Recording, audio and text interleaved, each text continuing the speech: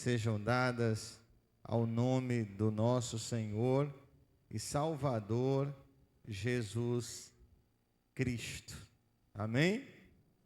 Como é bom estarmos na casa do Senhor, como é bom estarmos na presença do Senhor, como é bom estarmos juntos como igreja, como irmãos. Vamos abrir a palavra do Senhor em Lucas capítulo 15, versos 25 a 32. Lucas capítulo 15, versos 25 a 32. E o nosso tema hoje à tarde, nesse culto de ceia do Senhor tão maravilhoso, o nosso tema é perdido dentro da igreja. Perdido dentro da igreja. Diz assim o texto sagrado: e o seu filho mais velho estava no campo, e quando veio e chegou perto de casa, ouviu a música e as danças, e chamando um dos seus servos, perguntou-lhe: que era aquilo? E ele lhe disse: veio teu irmão e teu pai matou o bezerro cevado, porque o recebeu são e salvo. Mas ele se indignou e não queria entrar. E saindo o pai estava com ele. Mas respondendo ele disse ao pai: eis que te sirvo há tantos anos, sem nunca transgredir o teu mandamento, e nunca me deste um cabrito para alegrar-me com os meus amigos. Vindo, porém, este teu filho, que desperdiçou a tua fazenda com as meretrizes, mataste-lhe o bezerro cevado. E ele lhe disse: filho, tu sempre estás comigo, e todas as minhas coisas são tuas. Mas era justo alegrarmos-nos e regozijarmos-nos, porque este teu irmão estava morto e reviveu, tinha se perdido e foi achado. Glória sejam dadas ao nome de Jesus. Esse texto do Evangelho de Lucas, esse texto que é tão conhecido, esse texto do capítulo 15, que trata do filho pródigo ou do filho perdido, que vai tratar também da ovelha perdida, da dracma perdida. Mas hoje nós queremos olhar sobre a perspectiva deste tema, perdido dentro da igreja. O texto que nós lemos, ele fala do irmão mais velho do filho pródigo. Ele aponta o terrível perigo de estar na casa do Pai, dentro da igreja, obedecendo leis, cumprindo deveres, sem estar vivendo aparentemente em pecado, e ainda assim está perdido. Podemos chegar a essa conclusão, e a gente vai ver algumas razões para chegarmos a esta conclusão. Nos louvores ministrados, enquanto nós estamos louvando, nós já estamos cultuando ao Senhor. Nós falamos sobre estar na casa do Pai. Nós falamos sobre obediência, a pastora falou em obediência, e são coisas que estão colocadas aqui. Aqui estava alguém dentro da igreja, obedecendo as leis, cumprindo deveres, sem estar vivendo aparentemente em pecado. Depois eu vou justificar porque aparentemente. O verso 29, pedi ao irmão Nildo, coloque aí para a gente, nosso maestro. Mas ele respondendo disse ao pai: eis que te sirvo há tantos anos, sem nunca transgredir o teu mandamento, e nunca me deste um cabrito para alegrar-me com os meus amigos. Viver dentro da igreja, ou vive dentro da igreja, mas não é livre. Pela manhã nós cantamos: eu sou livre. Mas é possível viver dentro da igreja e não se sentir livre. Este jovem, este irmão mais velho, ele vive, ou melhor, ele não vive como filho. Ele é filho, mas ele não vive como filho. Ele não usufrui dos direitos legítimos de filho. Ele tinha uma obediência, mas essa obediência era com a motivação errada. Essa obediência, ela não vinha do seu coração, mas era uma obediência de obrigação. E a diferença entre uma obediência do coração e uma obediência por obrigação. E a obediência desse jovem era uma obediência por obrigação. Ele nunca entendeu que era filho. E o pior de tudo é que nunca conheceu o amor do próprio pai. Estando na casa, estando convivendo com o pai, obedecendo em tudo ao pai, mas ele não reconhece, não experimenta o amor do pai. Não conhecer o amor do pai é uma das piores coisas que existe. É uma das piores coisas que leva ao caminho da perdição. Infelizmente, muitos dentro da igreja têm vivido assim. Se acostumam a ir à igreja, mas ainda não entendeu o real motivo por que vai à igreja. Muitos também estão na igreja por uma mera obrigação. Obedecem, mas não têm alegria. Estão na casa do pai, mas vivem não como filhos, mas como escravo. E como vive o escravo? O escravo, ele não tem prazer no que faz. E o escravo acha que, pelo que ele faz, que ele vai ter a sua gratificação. Ou seja, a salvação vai ser obtida pelo que ele faz. Isto é pensamento de escravo. De achar que vai ter mérito na sua salvação. Vive dentro da igreja, mas está com o coração cheio de amargura. Verso 30.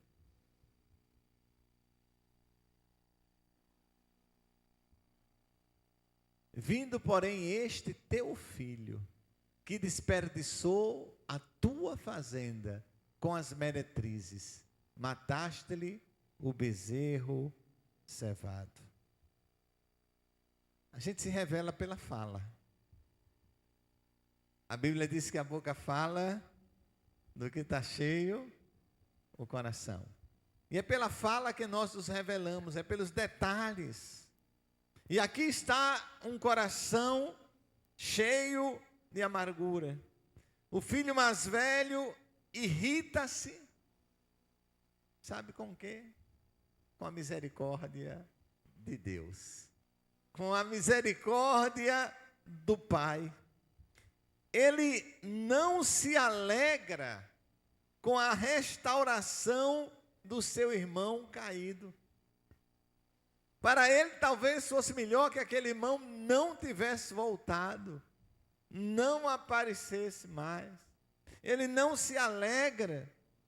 Para ele, para aquele irmão mais velho, quem erra não tem direito à chance de restauração. Para aquele jovem, aquele irmão mais velho, para ele, quem erra não deve ter perdão. Na religião dele, não havia agenda para o amor. Mas a palavra de Deus diz que quem não ama seu irmão, permanece em trevas. Quem não ama seu irmão, permanece em trevas. O ódio que ele sentia pelo irmão não era menos grave que o pecado do seu irmão em dissolução, em sair de casa, em gastar os bens do seu pai. O ódio que ele sentia não era diferente. Ele cometia o pecado de ressentimento que levava em seu coração. E esse ressentimento o isolou do pai e do irmão. Ele se recusou a entrar na casa para celebrar a volta do irmão arrependido.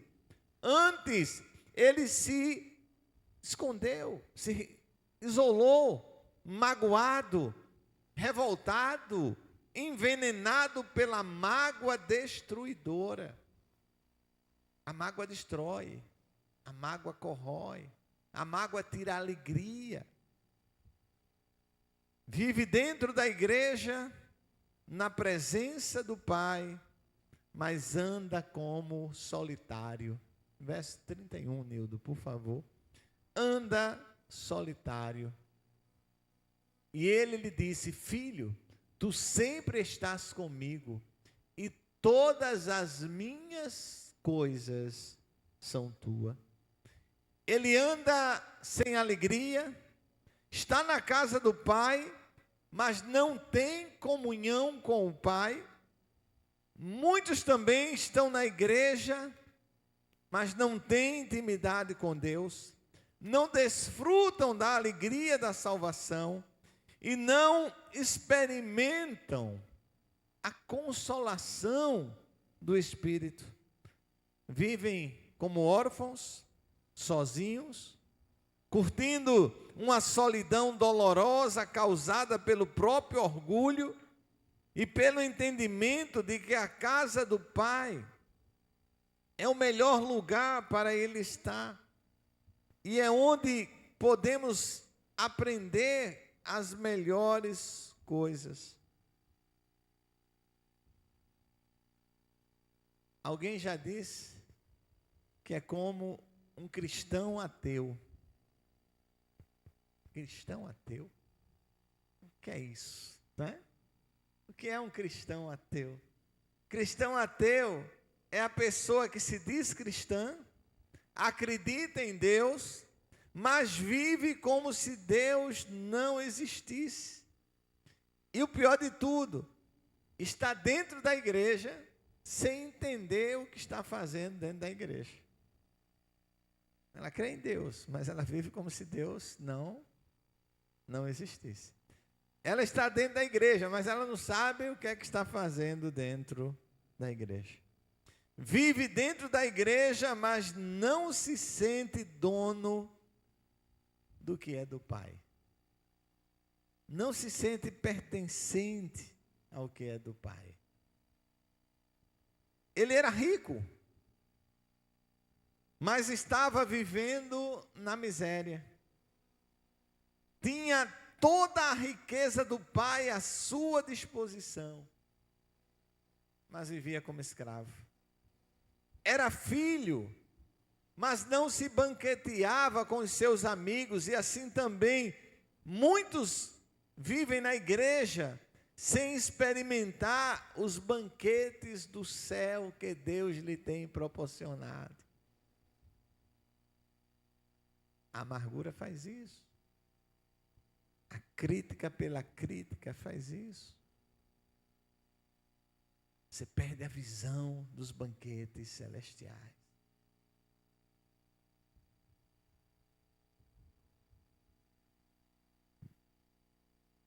Aquele jovem não desfrutava daquilo que o Senhor tinha lhe oferecido.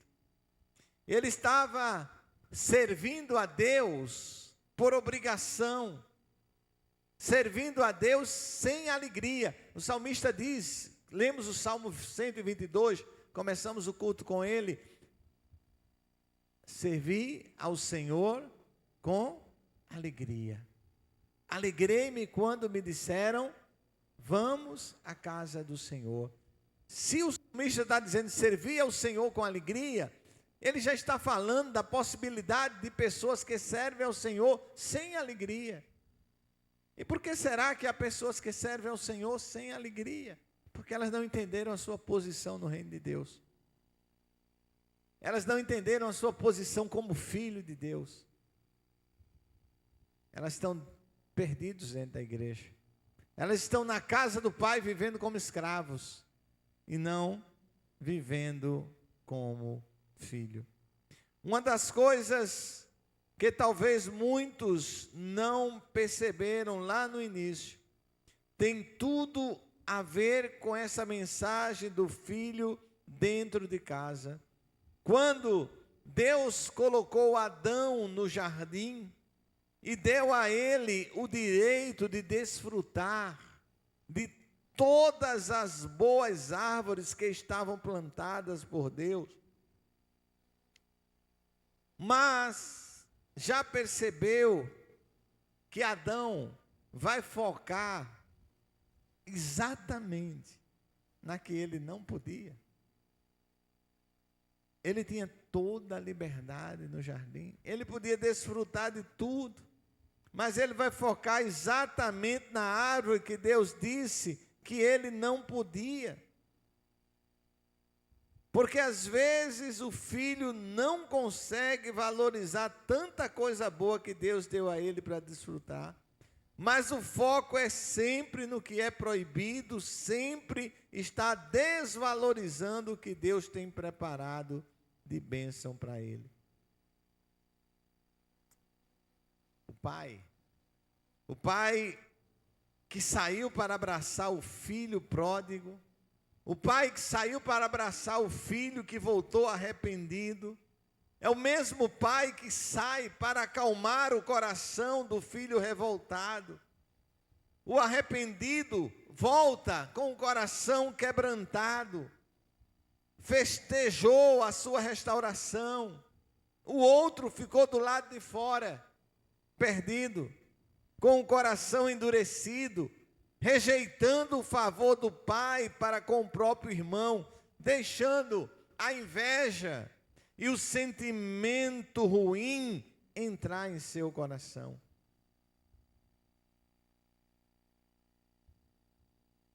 Não sigamos o exemplo desse filho perdido. Precisamos valorizar a casa do Pai. Precisamos valorizar a maravilhosa presença de Deus.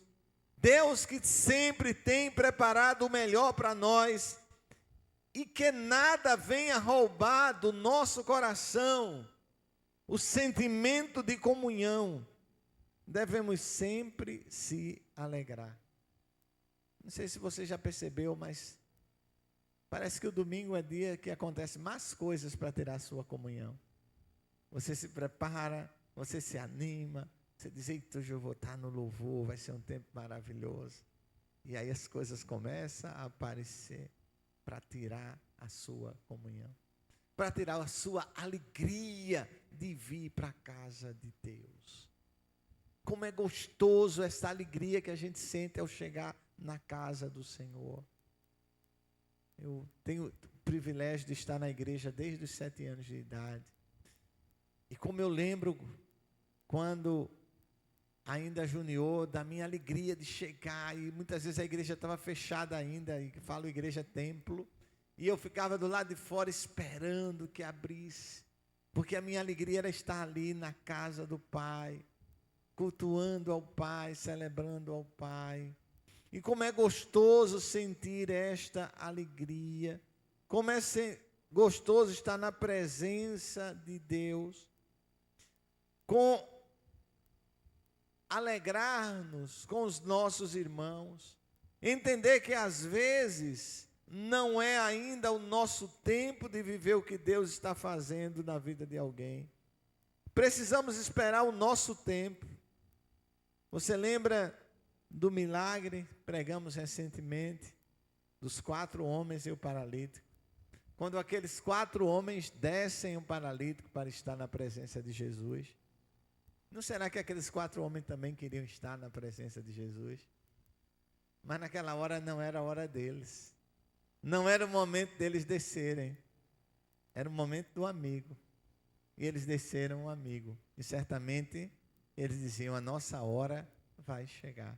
Às vezes você está precisando de uma bênção tão grande. Mas quando você olha, parece o tanque de Betesda. Outro irmão é abençoado na sua frente. E você diz, Jesus, quando será a minha hora? Quando será a minha vez? Né? Pensando nisso, alguém escreveu, parece mesmo que esse dia nunca chegará. Né? Mas chega. Há tempo para tudo. Há tempo para todo o propósito de Deus. Há tempo para o milagre de Deus na sua vida. Eu creio no milagre do Senhor na sua vida. Porque Deus é seu Pai. E como Pai, Ele cuida de você. Jesus diz que nós, pais humanos, sabemos dar coisas boas ao nosso filho. Quanto mais Deus não vai saber dar coisas boas aos seus filhos. O problema é que às vezes a gente ainda tem na mente aquela questão. Eu errei, Deus vai me castigar. Eu errei, Deus vai me castigar. Eu errei, Deus vai me castigar. E esquecemos que tudo o que o Pai quer é que nós voltemos à comunhão. Que tudo o que o Pai quer é que nós voltemos à presença dEle, para nos deleitarmos na presença dEle. Agora, há muitos que estão perdidos dentro da igreja. Esses não vão se alegrar. Esses não vão ficar felizes, porque esses estão precisando descobrir a misericórdia de Deus, precisando se alegrar com a misericórdia de Deus. Nós precisamos entender, aprender isto e nos deleitarmos na presença do Senhor. Meus queridos e amados, que o Espírito Santo de Deus, Ele traga aos nossos corações a compreensão desta palavra de acordo com o que Ele deseja na vida de cada um de nós. Tendo certeza de uma coisa, Deus quer o melhor para mim. Lembrei-me agora de um corinho que dizia, Deus é bom para mim, Deus é bom para mim. Contente estou, caminhando eu vou, Deus é bom para mim. Né? Deus é bom para todos nós. Deus é bom para todos nós. Independente, pastor, eu pequei. Se confessarmos os nossos pecados, Ele é fiel e justo para nos perdoar os pecados e nos purificar de toda injustiça. Alice falou de manhã. Não é sobre nós. Não é sobre nós. É sobre Ele. É sobre a maravilhosa graça. Que coisa maravilhosa. Que coisa maravilhosa. Alguém nesta tarde, já noite, que quer entregar sua vida a Jesus, levanta sua mão ou vem aqui à frente, nós vamos orar com você.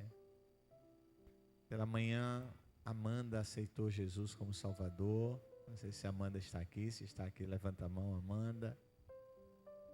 Acho que não está. Mas se você deseja, pode vir aqui à frente ou pode falar conosco após este culto. Eu convido nossos pastores, convido nossos diáconos, diaconisas para estarem conosco aqui.